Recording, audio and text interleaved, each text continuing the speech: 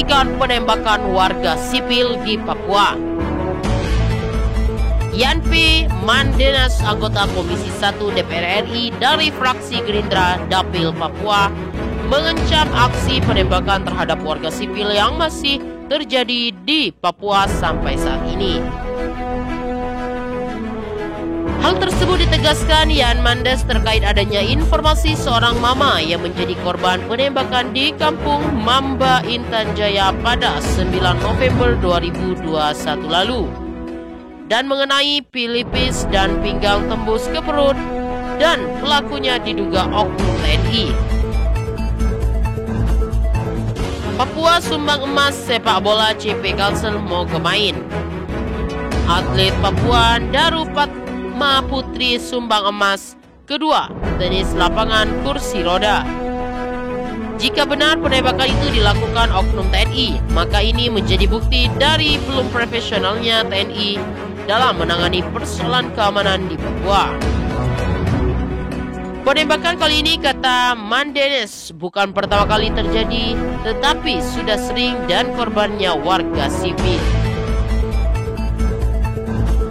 Begitu banyak warga sipil Papua menjadi korban, masih tersimpan dalam ingatan kasus Pendeta Yeremia, Jenius Bagau, dan anak-anak remaja Papua yang juga meninggal karena ditembak oknum TNI. Dalam catatan Perkumpulan Advokat Hak Asasi Manusia dan Komisi untuk Orang Hilang dan Korban Tindak Kekerasan sepanjang Januari hingga Desember lalu, terjadi 63 peristiwa kekerasan militer yang mengakibatkan 304 warga sipil di Provinsi Papua maupun Papua Barat menjadi korban. 2 aparat Polri terlibat dalam kasus kekerasan paling banyak dengan 33 kasus. Sedangkan aparat TNI terlibat dalam kasus kekerasan sebanyak 22 kasus. Aparat gabungan TNI Polri terlibat dalam 8 kasus. Berkaca pada hal tersebut, anggota DPR RI Dapil Papua ini mempertanyakan di mana perlindungan negara dan TNI terhadap rakyat. Kejadian penembakan ini tentu menggambarkan luputnya hal tersebut. Semboyan kesatria pelindung rakyat yang menjadi nilai dalam tubuh TNI tampaknya kontradiktif dengan praktek-praktek yang terjadi di lapangan.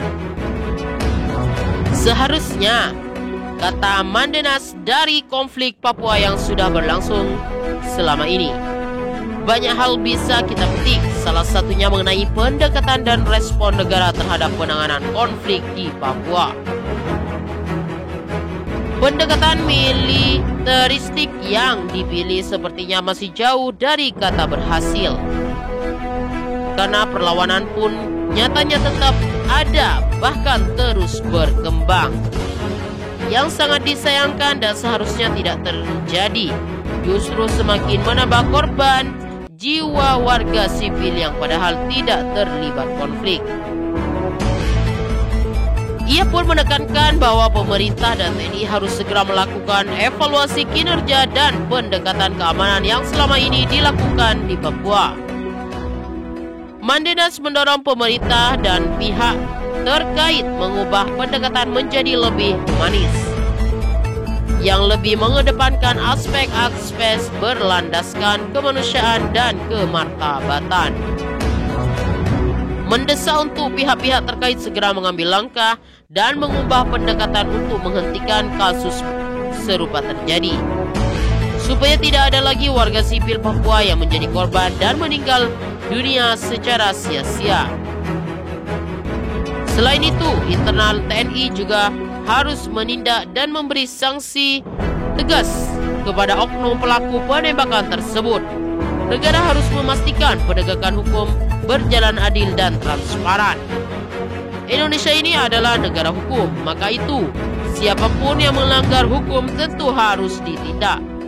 Tidak bisa pandang bulu karena semua sama di depan hukum. Dan dalam kasus konflik Papua ini menegaskan hukum tidak hanya berlaku bagi mereka yang dianggap sekelompok kriminal bersenjata, melainkan juga aparat TNI Polri yang terbukti bersalah. Mandenas juga mendorong dilakukan salah satu pendekatan humanis, yakni dialog antar pihak yang berkonflik. Ini bisa menjadi alternatif penyelesaian konflik Papua. Dialog damai merupakan pintu masuk atau strategi penyelesaian dari siklus konflik yang terjadi di Papua.